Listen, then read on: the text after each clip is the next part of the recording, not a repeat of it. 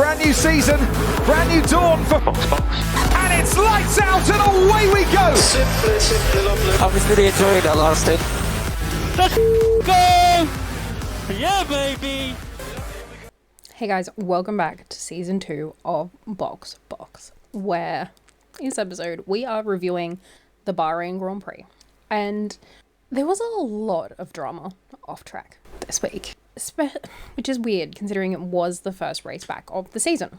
I don't really want to go too much into it here, but if you do want an episode breaking down the entire Christian Horner drama, the Max and Red Bull situation, let me know in the comments and I'll do it.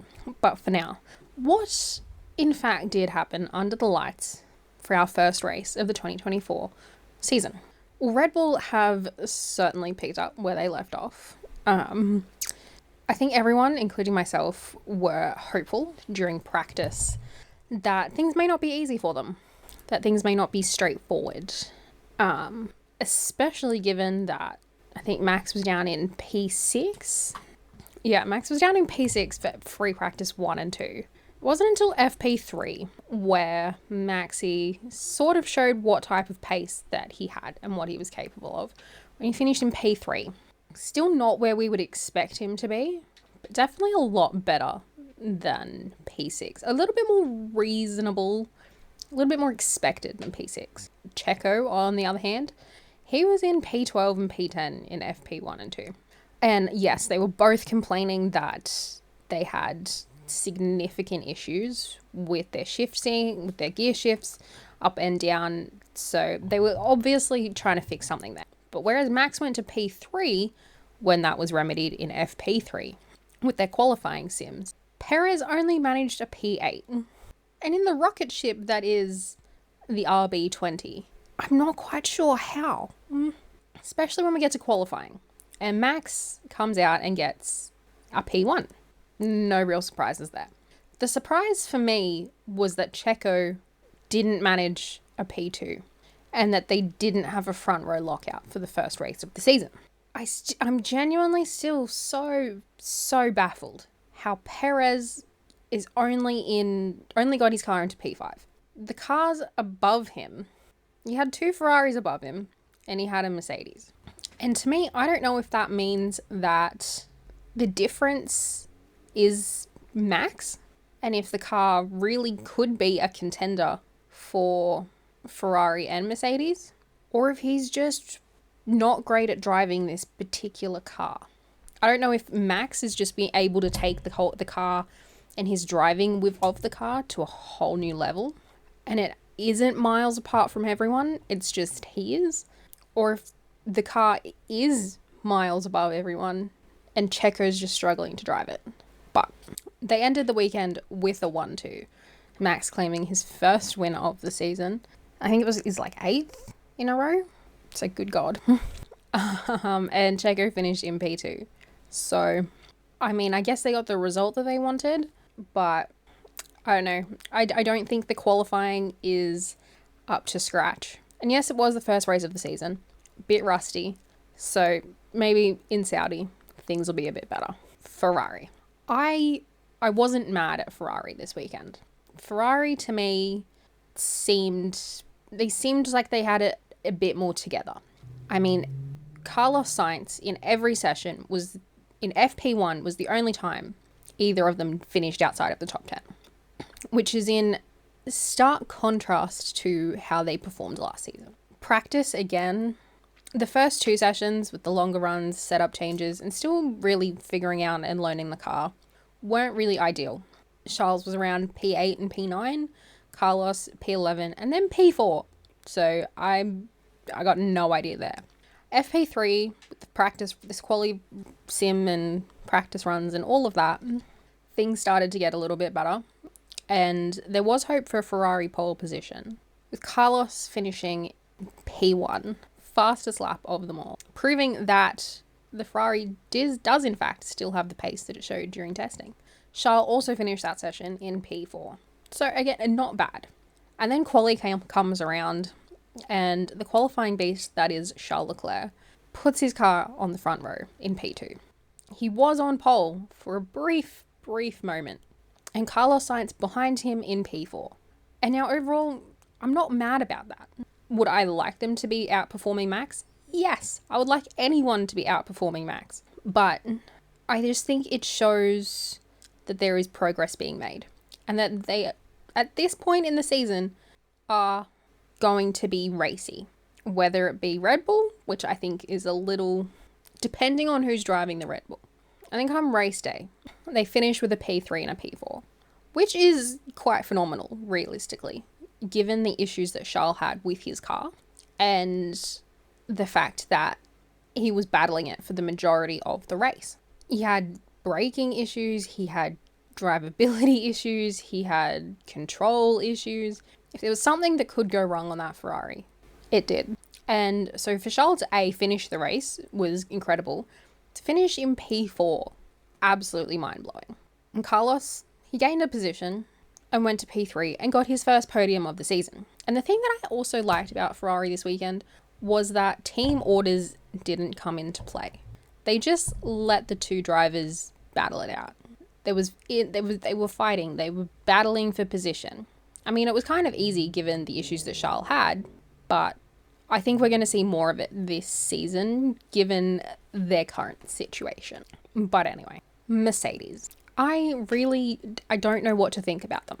Again, it's a situation where the only time they were outside of the top 10 over every session was over the course of the Bahrain weekend was Lewis, who finished in P12 in free practice 3. Aside from that, they had top 10 finishes across the board.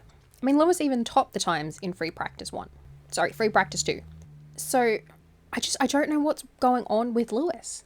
Does he really just not like the car? Does he really just not gel with the car?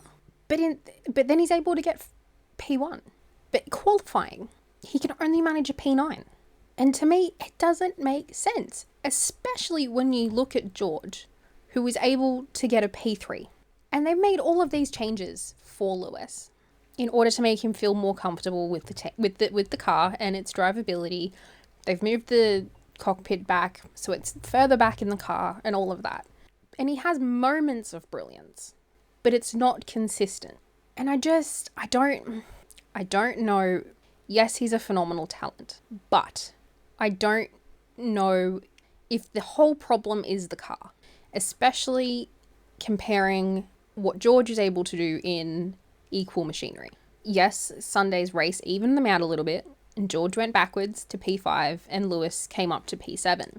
But I think it's more so, I think a mentality is also playing a part in this. I don't know if he's fully there mentally. I think he may already be looking towards next year with Ferrari, even though he's saying, I'm so excited to be for this year with Mercedes. He's not delivering to the standard that I think we as fans and Mercedes as a team are expecting. I think if they are going to be competitive, they would be wanting to get more than a P1 and 2 in free practice 2 more often. But anyway, they got points. They're in P3 in the championship. It's only round 1. There are still 23 other races to go. So we'll see. McLaren. Now I'm excited by this. I really am. Because in every session that they went out for, they finished in the top 10. And yes, Lando finished in P20 in free practice 2. But he had a lot of work going on in his car. So I'm not going to count that. Okay? And to be honest, did he even go out in free practice 2? I don't feel like he did. So there is hope. There were P2 and P3 in free practice 1. They were consistent. They were consistently in the top 10. Their lowest position was a P8, and that was Oscar. And that was in qualifying and where he finished the race. So I have hopes. Bahrain is not a circuit that typically suits them as a team. It doesn't really suit their car. So I also think qualifying, it wasn't their strongest. I think there's still more to come. Lando said that he did make a mistake. But honestly, they finished the race well. P6, P8. It's all we can really ask for at this point. It's already It's already miles ahead of where they were in 2023.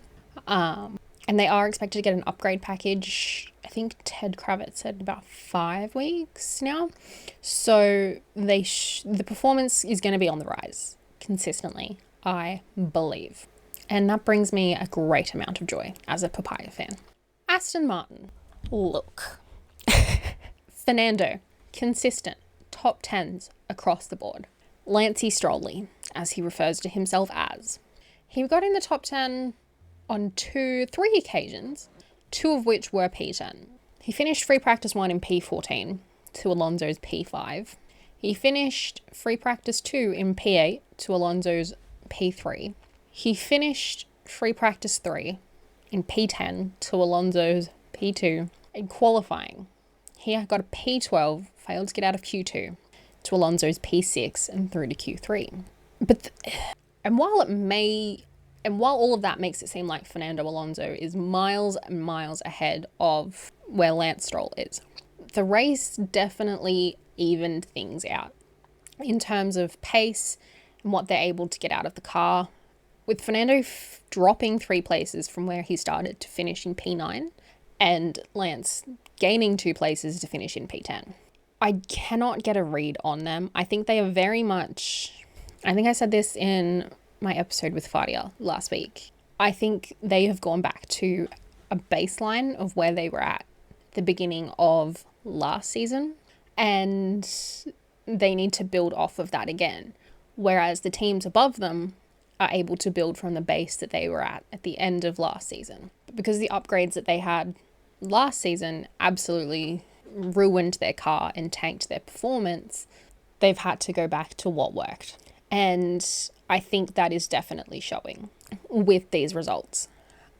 From memory, I think last year in Bahrain, they finished P3 and P6, qualified P8 for Lance and P5 for Alonso. So the gap was it was still there, but it's definitely not as noticeable. And yes, Lance may have been on completely different runs to Fernando during practice and possibly made a mistake during quali. I'm not entirely sure. Can't say that I saw him on. But the race definitely evened things out for them. So it's a bit of a watch this space kind of thing.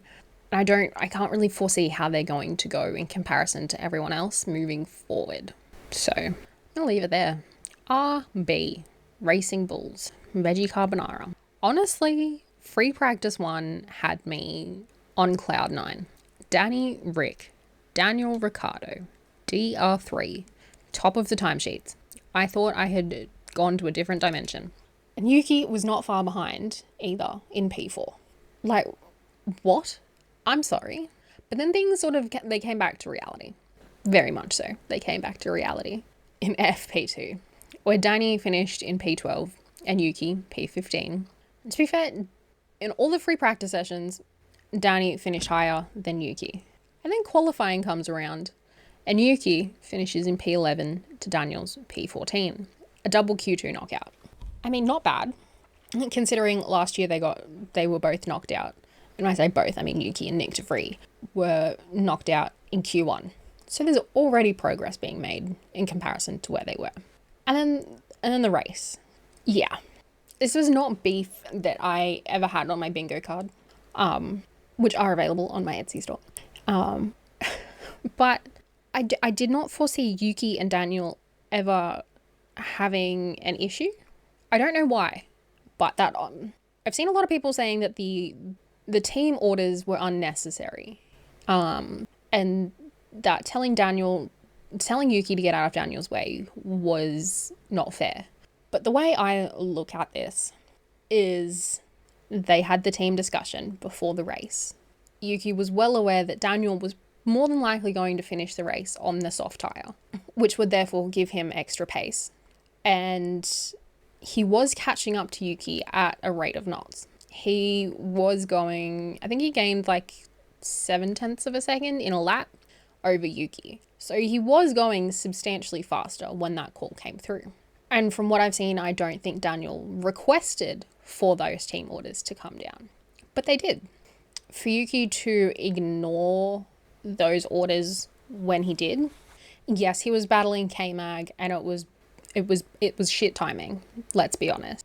But if he had just let Daniel pass when the orders came down, they both probably would have gotten around K-Mag. But by ignoring them and waiting, it used up Daniel's tyres. Yuki was therefore not able to get a slipstream.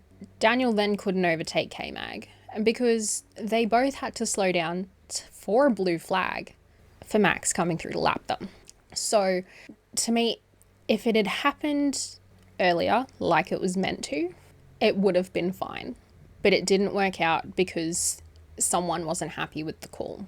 And that's fair enough. You don't always have to like the calls that come down over the team radio. I mean, it's not like you were battling for points positions or anything like that. The battle was for P12 at that point. And both of them were then screwed over and finished in P13 and 14. So, yeah. And then the post-race cool-down lap incidents were very childish. It doesn't really matter how angry you are or how upset you are with team orders. You should never try and deliberately crash into your teammate, no matter how much control you think you have over the car, because anything could go wrong. And they, of all people, should know that. So, yeah, that's my 2 cents on it. Williams. It was an okay weekend for them. I would have liked them to do better, like a lot better. There were times where Logan Sargent definitely looked more comfortable with the car than he did previously, especially in testing and last season. But Alex definitely still has the one up on. I mean, the gap wasn't as big during free practice, and I think that is better. And then qualifying, Logan wasn't on the back of the grid. He wasn't on the back row. He was in P18, which still isn't great. But again, not exactly a track that suits their car overly well. Alex in P13, I mean, it was all to play for, realistically. But unfortunately, running wide did ruin Logan's race. Put him, I think it was like a minute 20 down at one point, which was definitely not ideal. Definitely not ideal. And Alex finished in P15. So the gap between them is definitely not, it's there, but it's not as big of a margin as it previously has been. So fingers crossed they can learn, especially Logan, from this, and will be better moving forward. Stake F1 team. I was so bored watching that. They have not improved in the slightest. They got one top 10, and that was Valtteri in free practice 1. That is it. Otherwise, they were in the bottom half of the grid, and I don't see them moving from there. Free practice showed no hope whatsoever. In qualifying, Valtteri in P16, Joe in P17. They're fairly evenly matched, but a double Q1 knockout in the first race of the season is not where I think they would want to be, and it's definitely very reminiscent of 2023 season. The race didn't get much better. Joe had a great recovery drive, finished in P11, gained 6 places. Valtteri went backwards 3 places, finished in P19. So, I mean, they got close to points, but close enough isn't good enough. And I think they are really just biding their time as a team until Audi take over in 2020. The livery looks great.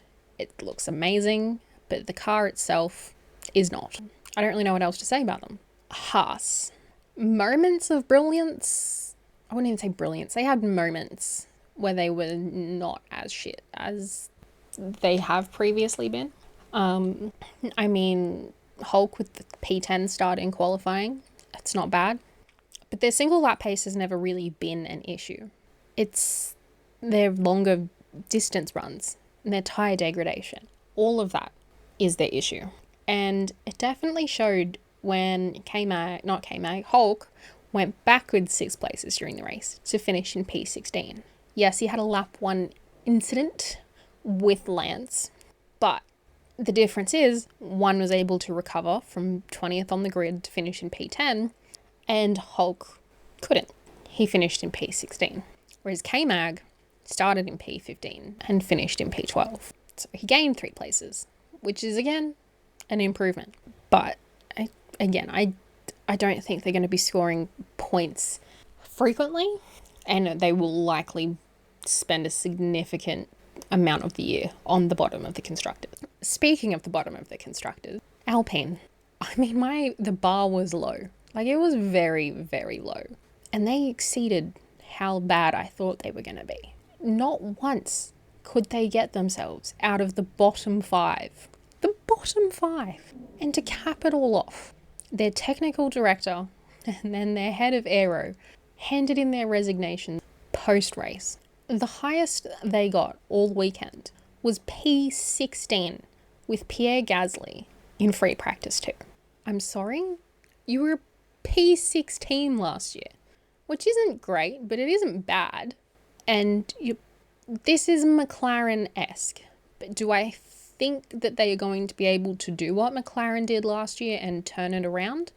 Absolutely not.